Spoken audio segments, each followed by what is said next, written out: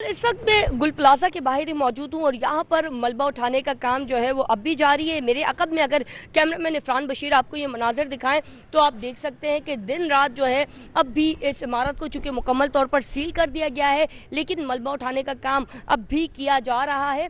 और इसके साथ ही इमारत को मिस्मार कब किया जाएगा इसका फैसला अब तक नहीं किया गया। लेकिन अगर मैं कुल जो है वो बॉडीज़ की बात करूं तो 82 जो है वो लापता अफराद थे, जिसमें से 73 लोग जो है वो 73 लाशें जो है वो रिकवर हुई थी। उसमें से तकरीबन 39 लाशों की जो है वो शनाख्त हुई थी, जिसमें से 20 लाशें जो थी वो DNA के ज़रिए शनाख्त की गई थी और बाकी जो है वो चेहरा शनासाई से भी हुई थी। और कुछ एक आध अफराद ऐसे भी थे जिनके जो लॉकेट थे और निशानियाँ थी उनसे उन्हें शनाख्त किया गया था। लवाहिकीन के लिए ऐलान किया गया था 1 करोड़ रुपए का सिंध हुकूमत की जानिब से।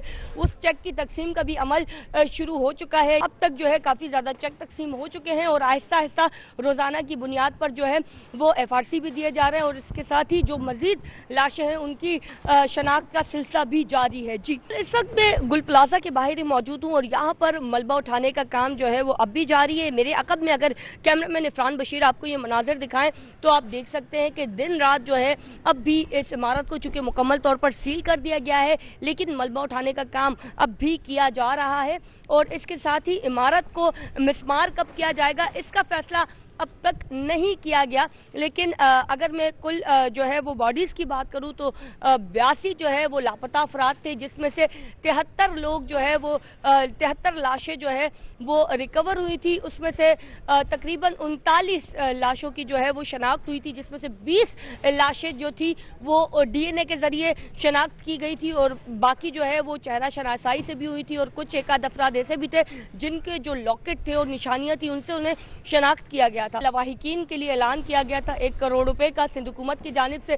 उस चेक की तकसीम का भी अमल शुरू हो चुका है। अब तक जो है काफ़ी ज़्यादा चेक तकसीम हो चुके हैं और आहिस्ता आहिस्ता रोज़ाना की बुनियाद पर जो है वो FRC भी दिए जा रहे हैं और इसके साथ ही जो मज़ीद लाशें हैं उनकी शनाख्त का सिलसिला भी जारी है। जी, इस वक्त मैं गुल प्लाजा के बाहर ही मौजूद हूँ और यहाँ पर मलबा उठाने का काम जो है वो अब भी जारी है। मेरे अक़ब में अगर कैमरामैन इरफान बशीर आपको ये मनाज़र दिखाएं तो आप देख सकते हैं कि दिन रात जो है अब भी इस इमारत को चूँकि मुकम्मल तौर पर सील कर दिया गया है, लेकिन मलबा उठाने का काम अब भी किया जा रहा है।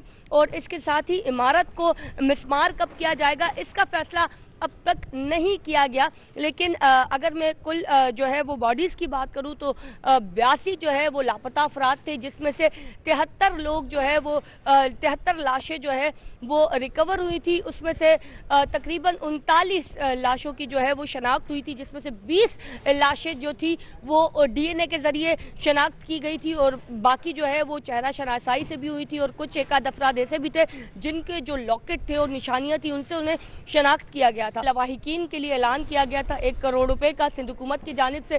उस चेक की तकसीम का भी अमल शुरू हो चुका है। अब तक जो है काफ़ी ज़्यादा चेक तकसीम हो चुके हैं और आहिस्ता आहिस्ता रोज़ाना की बुनियाद पर जो है वो FRC भी दिए जा रहे हैं और इसके साथ ही जो मज़ीद लाशें हैं उनकी शनाख्त का सिलसिला भी जारी है। जी।